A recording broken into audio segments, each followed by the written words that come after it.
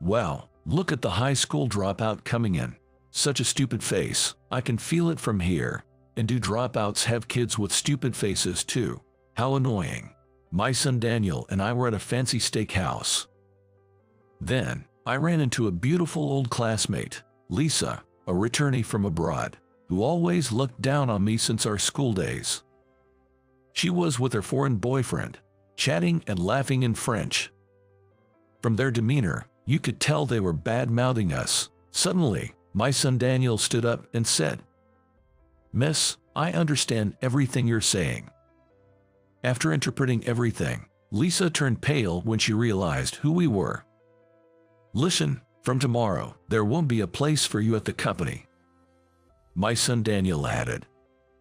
Yes, the identity of me and my son Daniel that shocked Lisa and her foreign boyfriend. My name is James. I was a quiet, reserved boy during my school years.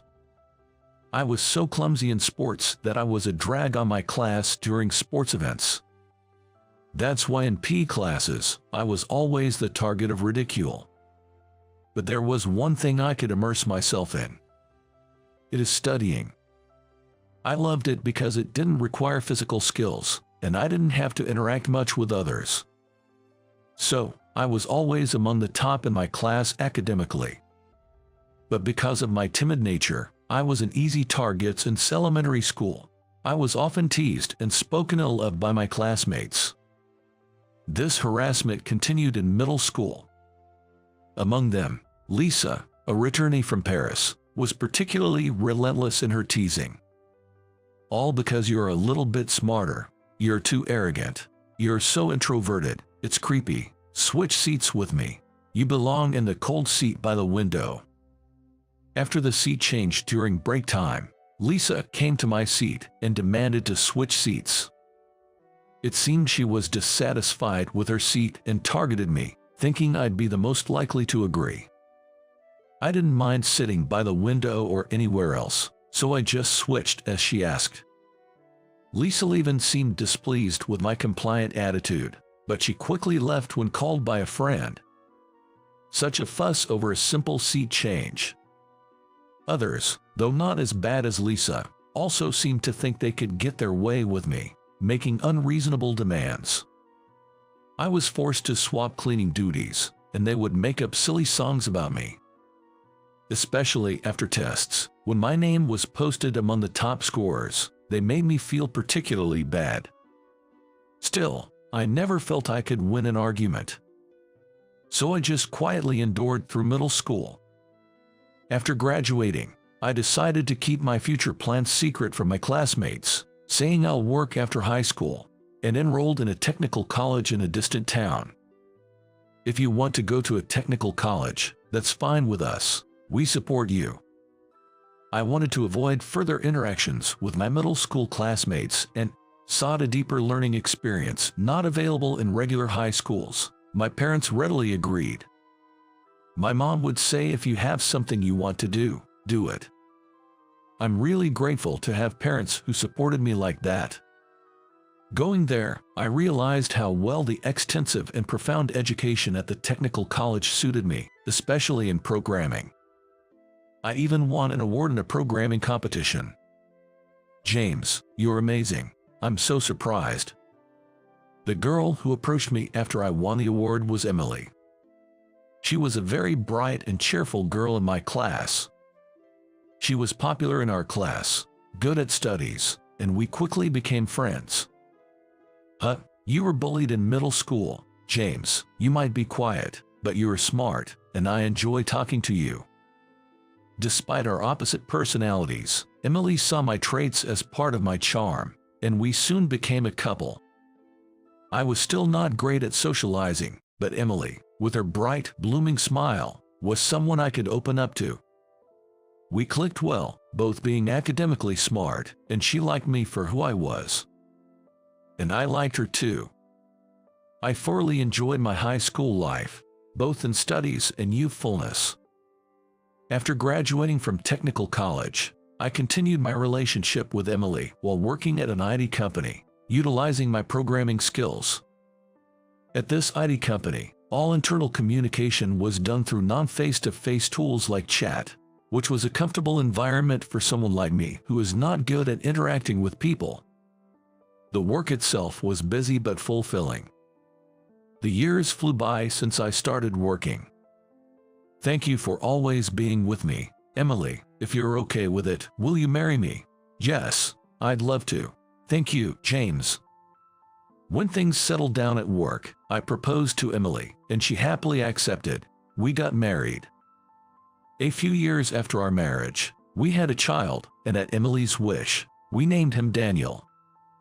Daniel loved drawing more than anything, more than singing or being held. Usually, Emily or I would prepare crayons and a notebook for him, but at some point, he learned to do it himself, even though he was still a toddler, and would start drawing. These delightful days of watching Daniel grow came to an abrupt end. A tragedy struck our family like no other. Emily, who went to work on her day off, was struck and killed by a falling steel plate from a construction site. Why? Why did it have to be Emily? Dad, where did Mom go? She didn't leave us to go to heaven, did she? Daniel, realizing his mother, Emily, was gone, Daniel's disbelief was palpable, and I held him tightly in my arms. Working on your day off? Yes, they asked me to come in on Sunday because they were short-staffed. James, if you're okay, could you take care of Daniel?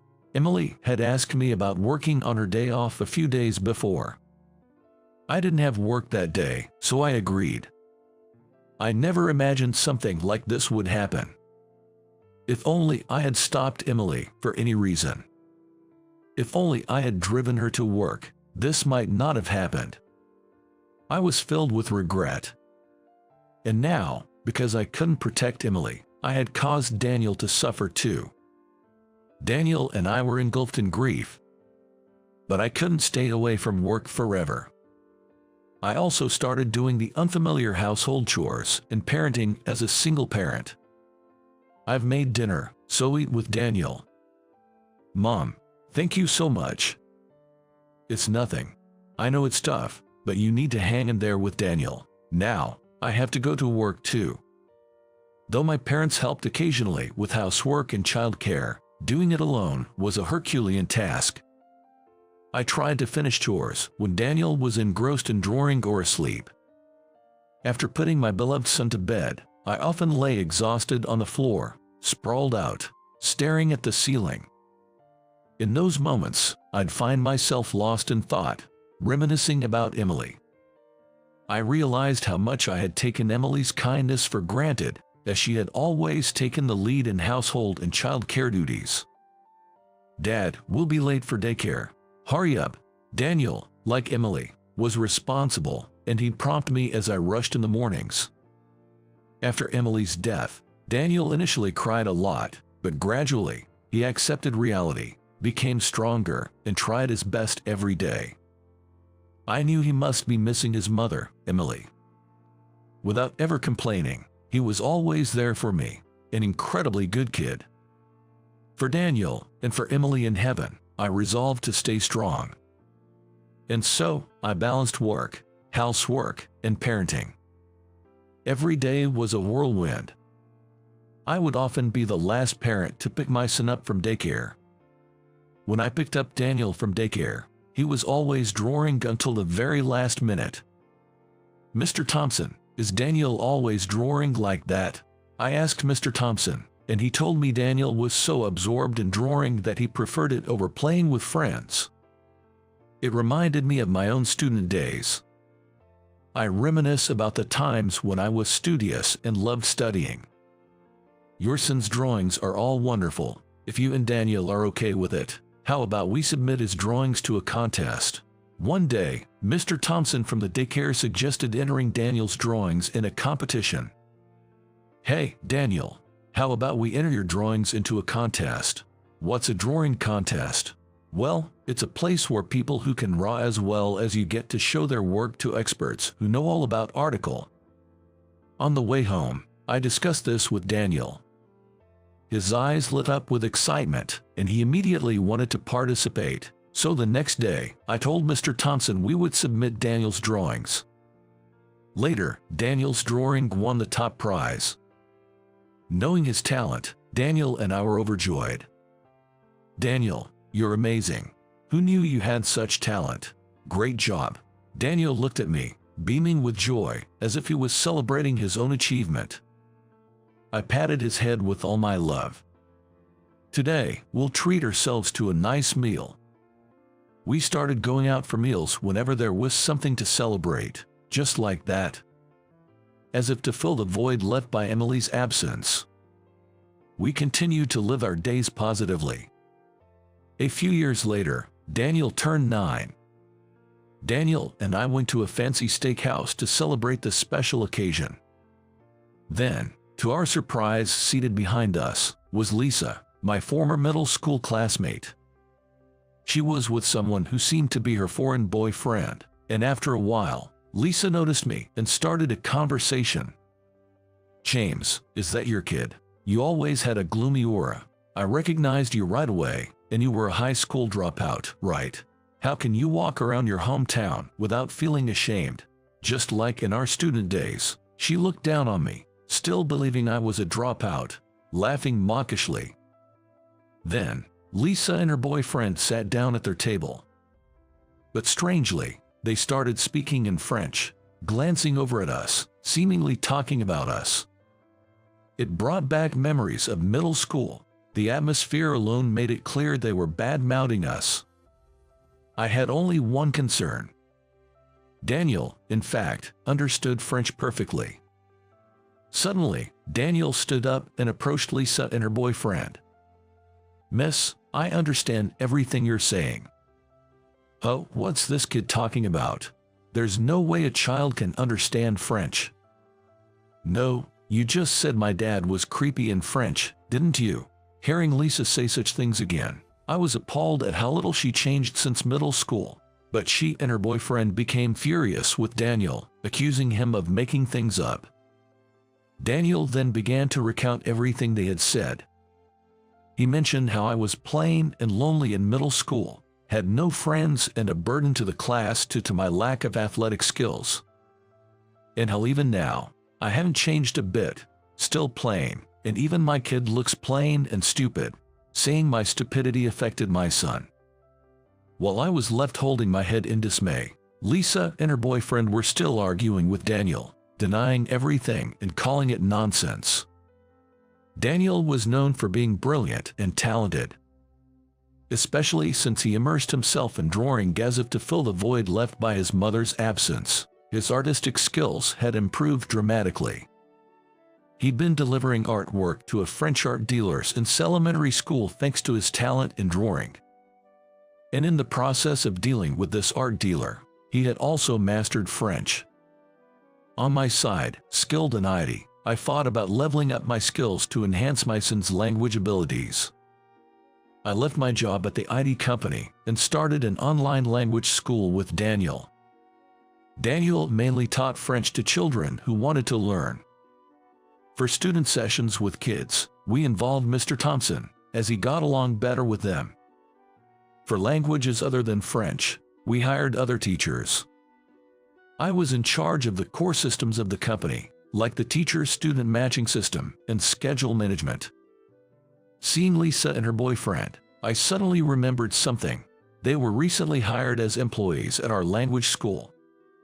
I was at an event at Daniel's school the day of the interview and left the interview process to other staff, so I only received their resumes. I hoped they had changed over the years, but unfortunately, that wasn't the case. Remember, from tomorrow, there won't be a place for you two at the company. Lisa and her boyfriend turned pale, even forgetting the steak on the griddle was burning. It was their own doing. According to Daniel, Lisa and her boyfriend had also been speaking ill of students in French. It's outrageous to talk ill of students. As an executive, I had to address this issue. Such tasteless behavior. I hope you never show your faces to me and my father again. Daniel said firmly to Lisa and her boyfriend before returning to our table with a smile. Come on, let's eat, Dad. We came here for this. His talent and even his smile seemed too radiant. making me wonder if he really was my son. He seemed too perfect, but watching him laugh innocently, I realized he still had the same carefree nature as any other child. And with that, Lisa and her boyfriend, unable to bear the shame, left the restaurant in a hurry, leaving their meal behind. I apologized to Daniel for the unpleasant experience. Daniel winked at me and told me not to worry about it. He's such a thoughtful kid. I often feel he's too good for someone like me. Hey, Mr. Anderson and Daniel. Then, we heard a voice calling us from the entrance of the restaurant. Turning around, it seemed that students from our language school had gathered. Mr. Anderson, you're here early. Have you started eating already? Wait, who's actually late here? I asked. Sorry, it was us. Indeed, this wasn't a class, so I had told them to come around lunchtime, but they were surprisingly casual about time. But are you sure it's okay for us to join for such an expensive meal? The students looked at me anxiously. I had decided to treat the students as a thank you for their help, like referring other students to our language school. Hearing this, the students were delighted. Soon, all the students gathered, and we celebrated the 3rd anniversary of our language school. Later, Lisa and her boyfriend were fired from the language school. Their mockery of us was problematic, but the direct cause of their dismissal was talking about customers outside the company. Apparently, Lisa had spoken about customers out of spite towards us, hoping to make it look like we were the ones who said it, but there were witnesses, and her plan failed. It was just retribution coming back to her. Lisa always struggled with studying and wasn't good at being persistent, had no talent other than French. With her personality, I heard she was having trouble finding another job, but I decided to leave her to her own devices. Her boyfriend, who was fired at the same time, influenced their situation, and soon they were drowning in debt. Then, her boyfriend lashed out at her, blaming her for their predicament. Why did you start ridiculing James so much back then? James was always good at studies and at the top of his class in middle school. I had good grades in France, but when I returned to America for middle school, the difference in the education system made it hard for me to keep up. Trying to justify herself to her angry boyfriend, Lisa continued, crying and speaking angrily. I was always near the bottom in tests. I thought I was capable, and that was frustrating. I hated him because he was good at studies. Because of her pride, she never talked about these feelings before, and Lisa ended up crying. Leaving the crying Lisa behind, her boyfriend, holding his head in his hands, apparently said, all this over that, and eventually left the house they were living in together. Now jobless and alone, Lisa was left to lead a lonely life. And then, a few days later, an unexpected incident occurred. Mr. Anderson, please come here. A panicked student led me to the entrance of the language school, where Lisa was causing a commotion with other students. What on earth is going on? James, it's all your fault. Lisa, having noticed me, rushed towards me. Clearly, her target was me. Seeing Lisa barge into our school without permission, not being a student or teacher, I glared at her with sharp eyes, feeling anger. It's all your fault. My life is a mess. Just because you could study a bit, getting all high and mighty, I'll sue you for firing me unjustly. After all this time, you haven't changed at all, Lisa. Why did you have to hate me just because I had good grades? There are plenty of people smarter than me. If it's about being top, you'd have to hate them too. What do you know about me? You know nothing. You have no idea how much I've suffered. I don't know because you never once tried to bridge the gap between us, Lisa. Hearing that, Lisa seemed taken aback. She had always showered me with unpleasant words whenever she saw me, so it must have hit close to home. After all, that was the root cause. Why did you have to hate me like that? I would have preferred you to say you were struggling and ask for help with your studies. If taking the upper hand over people is your life, you'll always be bound by your own pride. If you really want to be bound, be my guest. I've already called the police for trespassing." "What? Police? Don't move." Then, as if on cue, police officers, apparently called by Daniel, stormed into the building and quickly apprehended Lisa. Shocked by the turn of events, I looked at Daniel, who gave me a peace sign. Such a fearsome child. "Let go of me. I have business with this man." Even with the police there, Lisa, consumed by hatred, continued to struggle and was eventually escorted into a police car and taken away. That was scary. Glad she didn't have any dangerous stuff on her. She reminds me of that teacher, Mr. Smith, who was fired the other day. Maybe she's holding a grudge against Mr. Anderson. Well, she was leaking information, so it's only natural she was fired. Some students felt relieved and greatly relieved to be freed from their fear. Thanks to Daniel calling the police while I was talking to Lisa, thankfully, no harm came to the students or Daniel. The thought of what could have happened if they had been injured sends shivers down my spine. "Are you okay, Dad? You look pale." Concerned, Daniel looked closely at my face. I quickly assured him I was fine and forced a smile. Between the incident at the steakhouse and now this, I owe a lot to Daniel. As a father, I need to be more responsible. I put my hand on Daniel's head and gently stroked it to reassure him. "I'm okay. Thank you, Daniel. You really helped me out. Let's cancel the classes for today. Can you help me spread the word to everyone?" Of course.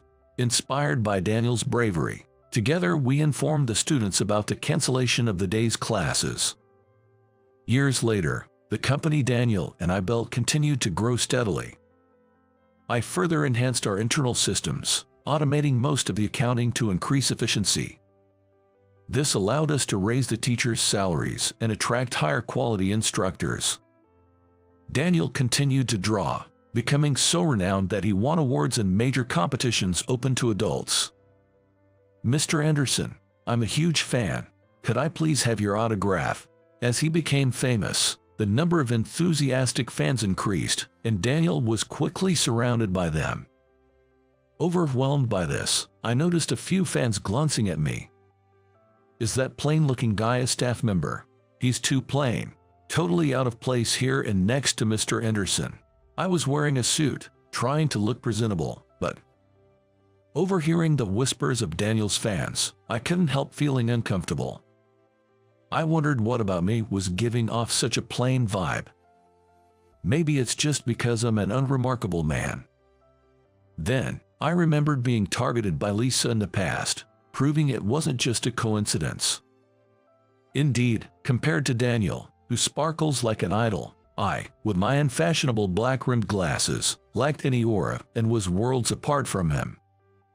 Or maybe, it's just my face. As I stood there, shocked, Daniel, who had overheard the comments, came over to me with a smile that seemed to have sound effects and addressed his fans. "This man here is my father. He's the reason my artistic talent shines. So, if you're a fan of mine, I'd appreciate it if you refrain from making such comments." With Daniel's smile and statement, the fans' faces turned pale, and fearing the displeasure of the other fans, they quickly left the scene.